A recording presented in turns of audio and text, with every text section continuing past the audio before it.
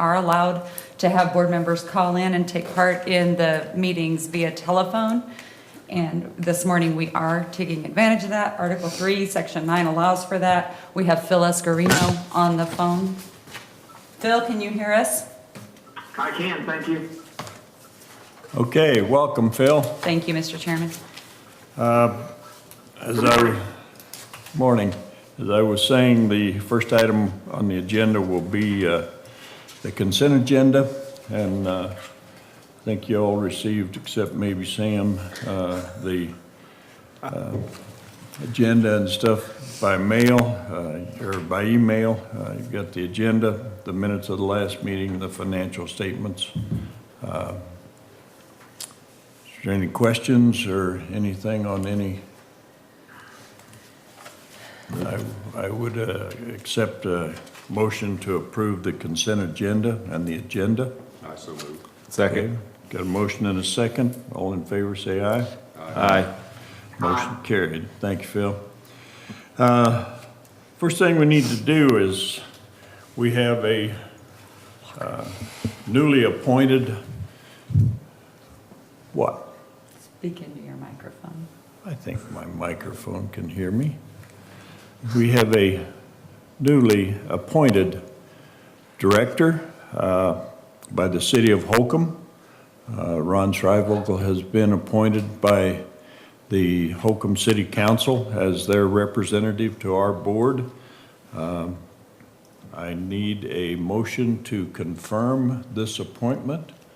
A second, and then we will vote. Do I have a motion to approve the appointment of Ron Schreivogel for board member? So moved.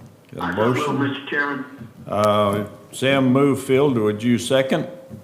I would surely do that. Okay, we've got a motion and a second. All in favor of the motion, say aye. Aye.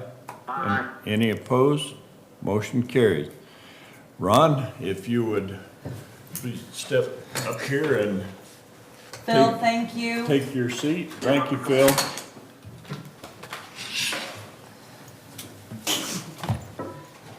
Congratulations, welcome to our board. You're official now. Think you know? What's your first name? What's your first name? You know that one? Just blurred. All right. Okay, and Phil is through with the meeting, so we'll move forward with the. Yes, and the minutes will reflect that he had to leave the meeting early. Okay. Well, it doesn't look like we've got too much public for comment, so I think we can move right on past that and go to update from the president. Lana, would you like to take over from there?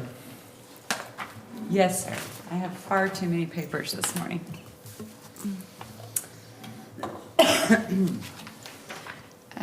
Ron, so that you have a better understanding, my update will be up on the screen that you can follow along with should you choose to, and it follows the same format roughly every month. Prospect 10181 is a company that is looking at expanding and offering a new line of business that will require another site. Excuse me just a minute. Ron, do you understand the coding for the 10181? Project 10 is received in October 2018. It's the first project that we've received this month. So you'll have 10, 18, 1.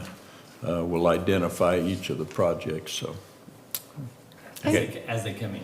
Correct. Right, in the order they come in. It allows us the opportunity to track the projects and gives us an idea of when we first started working with them. Again, sorry, this is an existing business in Finney County, but looking at an expansion and offering a new line of business that will require a new site. So we have submitted sites for their review. They took those to some meetings in Dallas with them this week, and hopefully we'll hear something shortly. Project 8181, affectionately referred to as Project Birmingham. This is a manufacturing project that we've been working with They have visited the community several times. We're assisting them with workforce, final site selection, and with community partnerships. Garden City Community College has been very helpful in planning for workforce training and so forth on that project. 7181, excuse me, is an industrial company. They have visited sites in Finney County and hope to follow up with this soon. Project Trigger is a Department of Commerce prospect. We've not heard anything further on this. 4182 is a project that we've been working with. They bought an existing facility here in the community that was no longer operational and are currently working through the Neighborhood Development Office to get the construction plans approved. Jet Setter is a Department of Commerce RFP. We have no updates from Department of Commerce. Project Hike is the same. Project R&R the same. I am going to be in meetings for Kansas Economic Development Alliance, which the Department of Commerce representatives will be present this week. So hopefully we'll get some updates on some of these projects and either get them out or find out where they are. Flop Mountain Brew House, located in the Founders District. They were formerly going by Founders Brew House and then determined that there was going to be pretty great competition should they choose to actually bottle and package their beers for distribution. So they have changed their name to Flat Mountain Brew House. Shannon was able to get them some really nice logos that they're very happy with, and things are looking really good over there. When I came by this morning, they had the lights on and they were already working in there, so going to be a great addition to our downtown district. Pinkies, we're working with them on a permanent site location. They have looked at a couple of buildings, and we've encouraged them now to get construction estimates so that we can move forward. And if they qualify for Downtown Development Fund and or RE community funding, we'll certainly help them get that taken care of. Project Rochester is a retail and service development, if you will. We have one of the three businesses that we showed the sites to has determined that that is where they want to locate, and they are currently working on a contract with the developer to move that project forward. 5163 is a value-added agricultural project, and we continue to work through different phases of this and meet with additional ag producers who want to be a part of it. Senior living community, Midwest Health is awaiting their final certification. It's scheduled to happen this week. We certainly hope that's the case. They've been working on inspections from the state fire marshal's office as well as the Department of Medicare through the federal government. So hopefully things are going well. The transload, we have submitted a couple of sites within the transload facility to new businesses and are hopeful that they will work. We try to be very careful, obviously, with the transload facility. We only have so much property available there, but there are certain businesses and business types that either contribute greatly to the opportunities for the transload site or make the best opportunity for the individual company that's looking at it. So we continue to market that well. Jim and Billy continue to be tremendous partners in working with us as we recruit new industry to that area. In entrepreneurial support, we have been working with a local business to relocate into the core district, and we've suggested some partnerships for them that they may look at if they choose a building that's large enough to support more than one business. So we'll continue to work with them. October meetings, you can see we were again very busy. It's been a very, very busy fall so far, and we hope that continues. I did have the opportunity to go down to Hooker, Oklahoma, and serve as the keynote speaker for their chamber banquet. It was really nice. It was good to see a community like that that's even out of state, but I asked them at the beginning of my discussion with them how many of them had been to Garden City in the last month, and every hand in the room went up. So Very impressive. I had several of them tell me that they used to go to Amarillo for a lot of stuff, and now they typically come to Garden City instead. Simply much closer drive, much easier drive, and they don't have to fight traffic when they get here. So that's very encouraging, and it was nice to visit with them and see if there are ways that we can help them to find some successes for their community as well. Yesterday, we had a Workforce One on-the-job training and apprenticeship luncheon. It was very well attended. What did we end up with, Nicole? Close to 40? 33 businesses in the room to hear that discussion, and there was a lot of interest in that program. So we're very glad that we were able to host that, and hopefully we'll get some additional partnerships out of that. November is slated to be very busy too. Again, I have the KEDA Fall Conference that's in Mulvane. I'll be leaving this afternoon and be back on Thursday late afternoon or early evening. And then we have a community vitality meeting, which is being put together by a K-State group. That meeting will be held in Scott City next week. You can see several things coming up. We are hosting an energy audit luncheon with MAMTech, November the 14th. So if you know of any manufacturers who may be looking for opportunities to increase their efficiencies with their energy usage, that's certainly a good opportunity for them to come and learn about that. That will be held here in the city administration building, the large meeting room across the hall.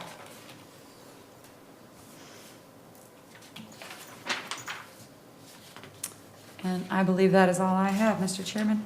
Okay. Any questions?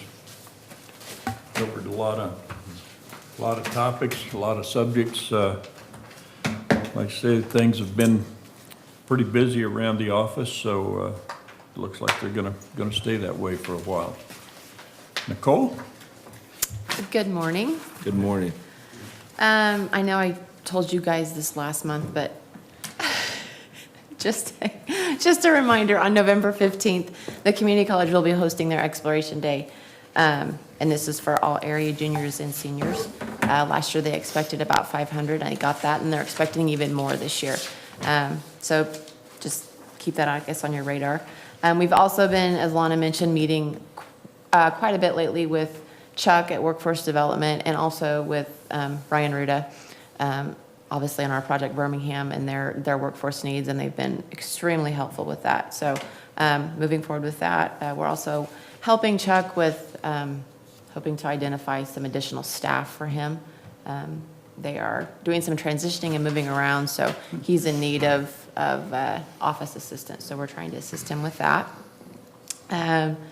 As Lana mentioned, we had the luncheon yesterday. It was very well attended. Lots of questions were asked. And this is a program we've been pushing for a long time, but I think this is the first time that Workforce One has been able to come out and actually present to a group of employers all at one time. So I think it was very beneficial for them. With the high school, we have confirmed that December 14th will be the freshman career day.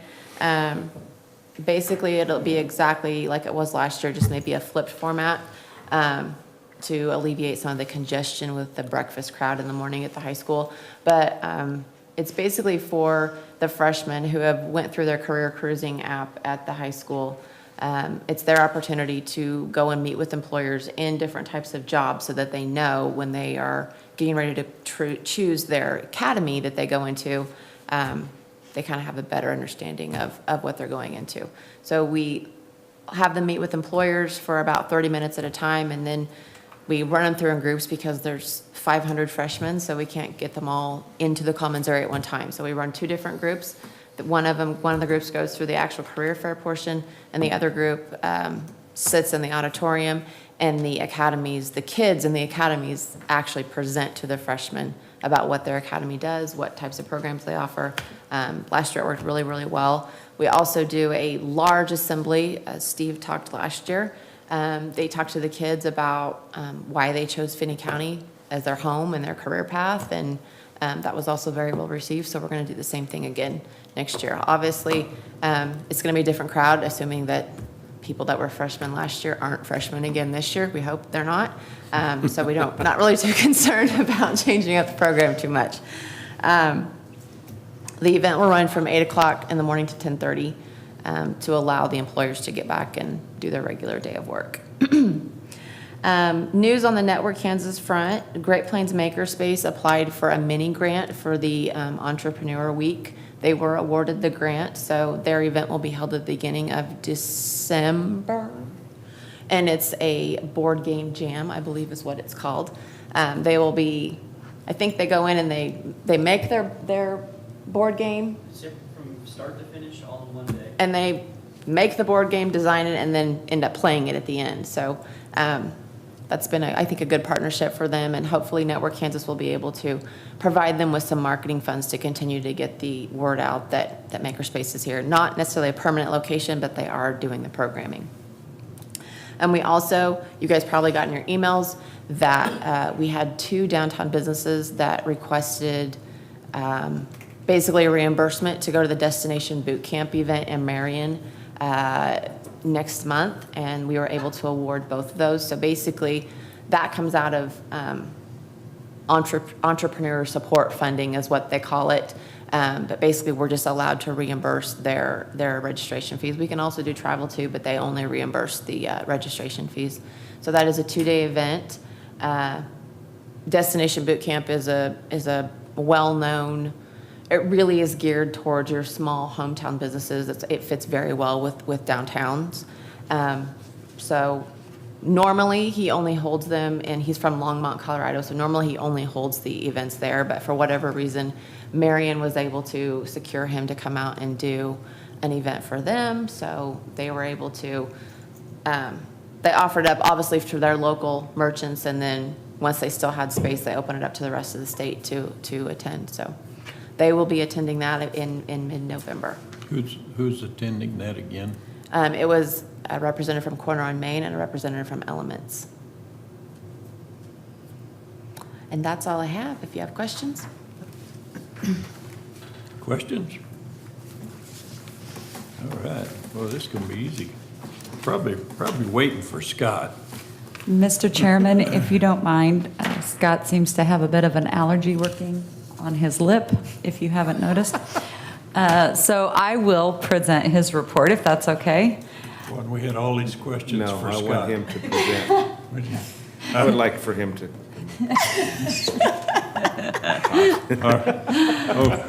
Okay, if you think you can deliver his. Well, I know I his can't report deliver it as well as. Scott does what? Not as well, but I'll do my level best.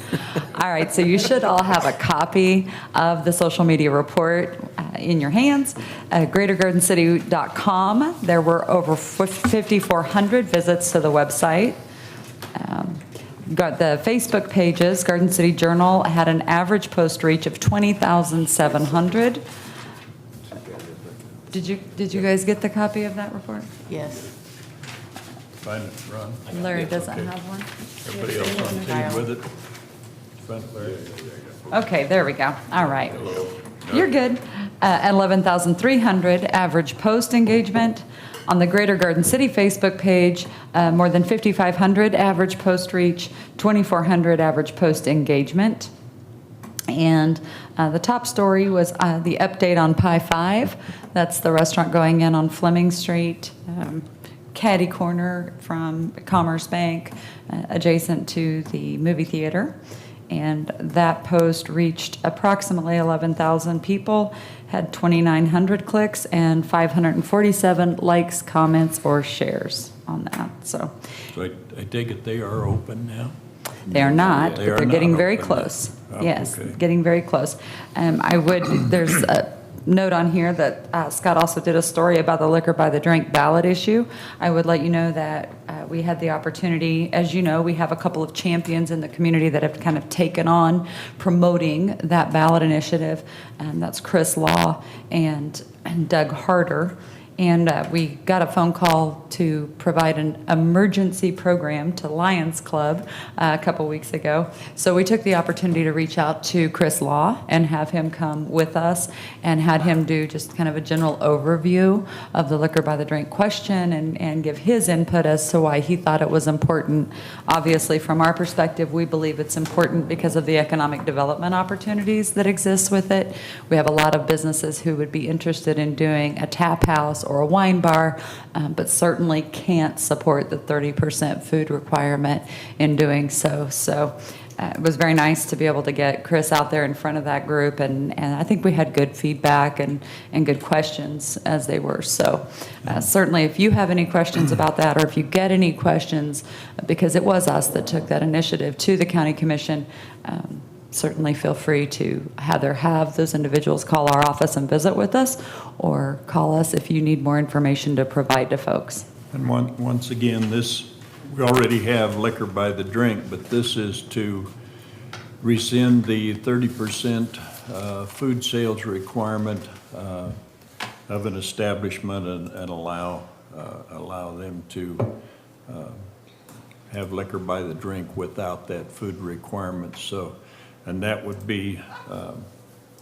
positive vote on that. A yes vote would go to approve that amendment to the current way it is. So we're hoping that we'll see that change. And when would that go into effect then? Like first of the year or first of the year? Okay.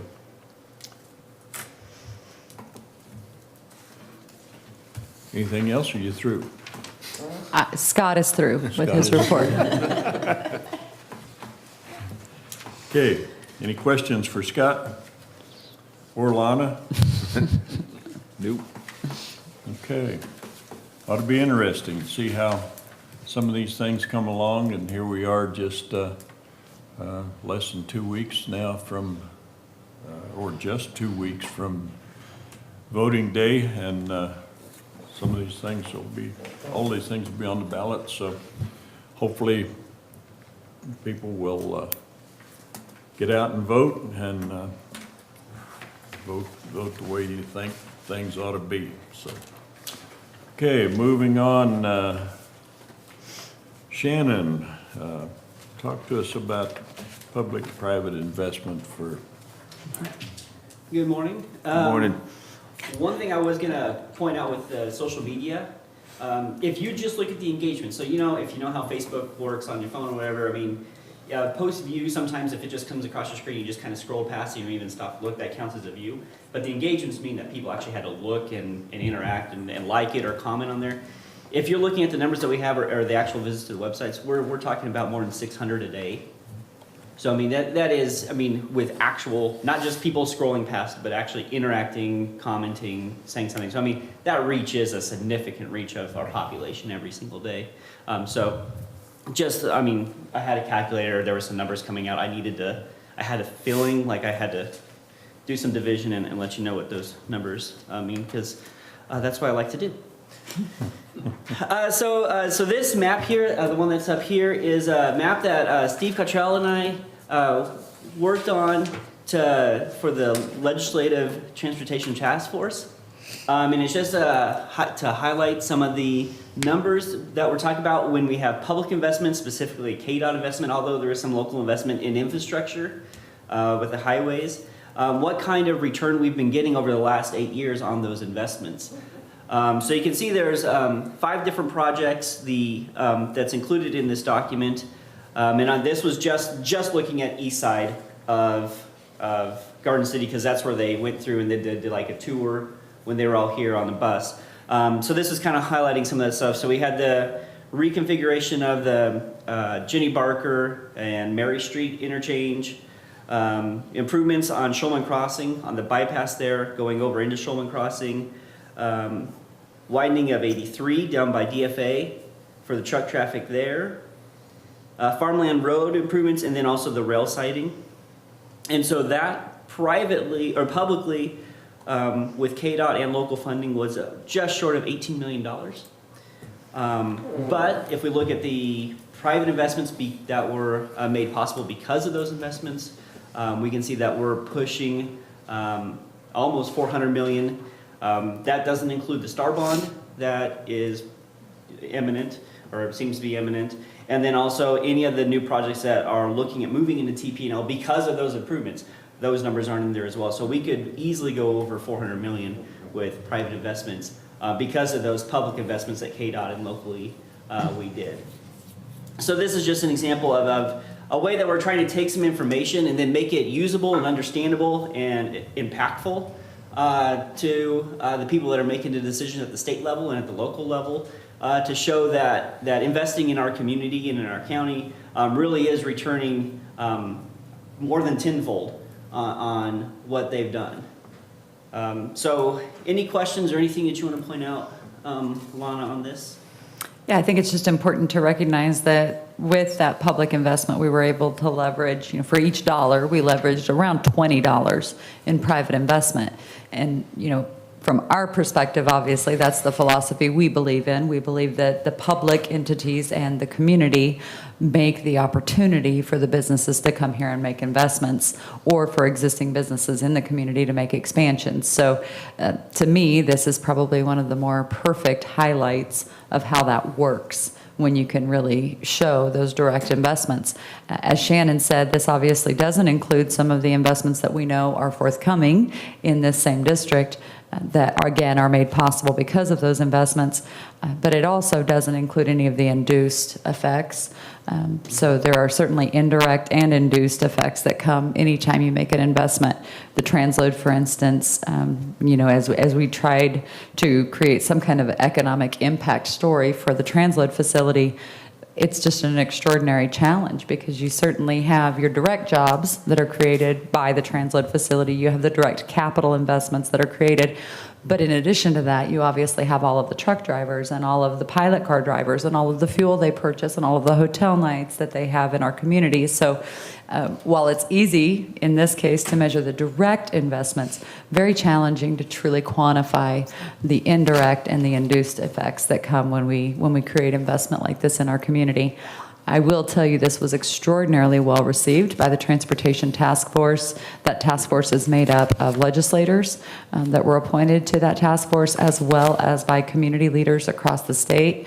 Our own Matt Allen serves on that task force, and they've had the opportunity to travel throughout the state. They're trying to get to every district, and they are getting the opportunity to listen to the area folks and find out what's important to them. The plan is to try to come up with the next 10-year plan. As you all know, the T-Works program, which is the current plan that we're operating under for KDOT, we have not gotten the projects that were slated for District 6. Unfortunately. And so certainly there's a lot of discussion about, if we're already behind going into the new transportation plan, what do we do? And certainly for us, it was important to go back and revisit those T-Works projects and reaffirm to them that when they make investment in our region and in our communities, we're going to do our part to make the best of those investments.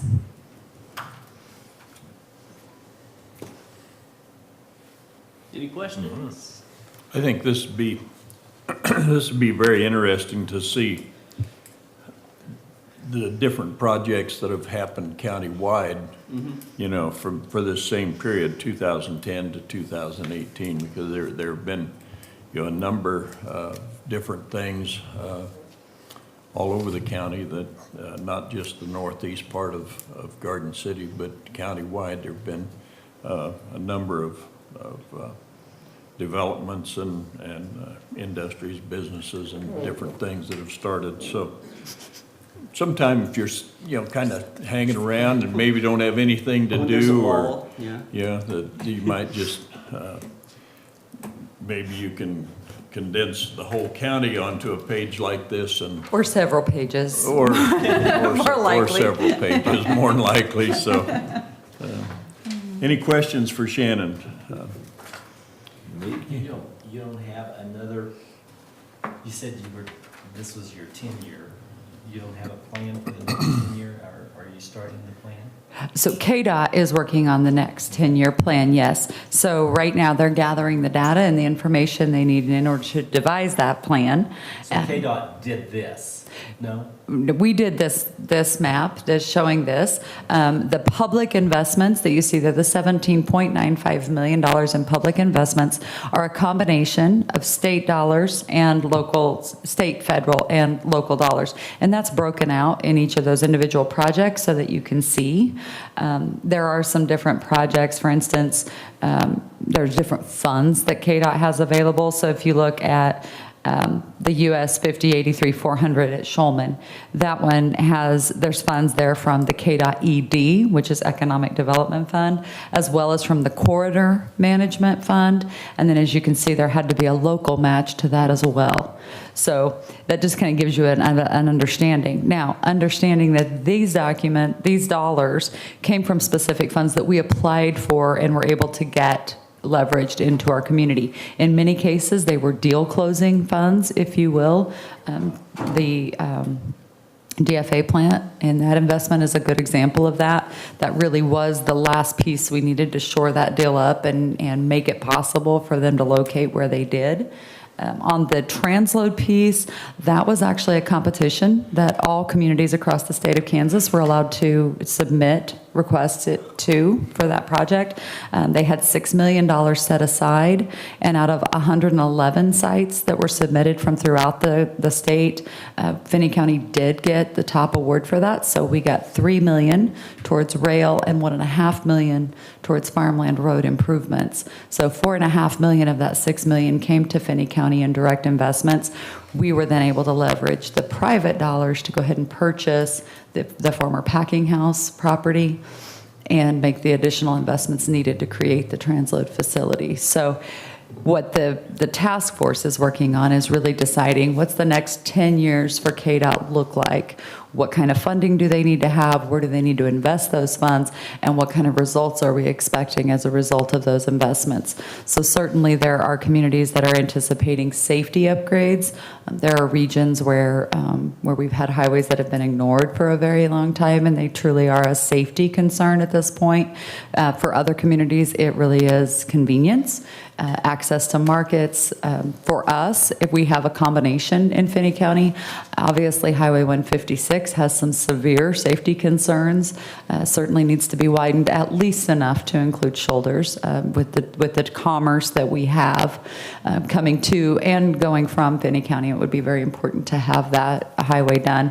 But then obviously Highway 83 and Highways 5400 certainly create a lot of opportunities for us in export of our product and getting workforce conveniently and safely from one area to another. So for us, it's very much a combined effort. We have a lot of different programs. Our hope, again, is that they recognize that when they invest in our region and in our communities, we will make the most of that investment and create the return that the state needs in order to pay, quite frankly, for the quality infrastructure that we've enjoyed for a lot of years. Any other questions? Thanks, Shannon. Thank you.